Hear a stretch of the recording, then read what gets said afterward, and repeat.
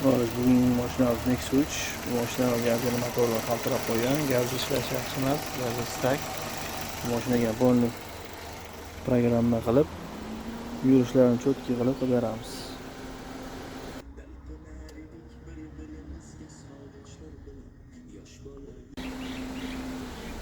Gazlarni kablovka qildim, endi yurishini ko'ramiz. Hozir Nexus 3imizda bo'layotgan muammo bu mashinada yurishlar yaxshi ishlamagan. Elektr almashtirib kelishdi va programmani qilib yurib ko'ramiz. Kurs almashtirishlarni.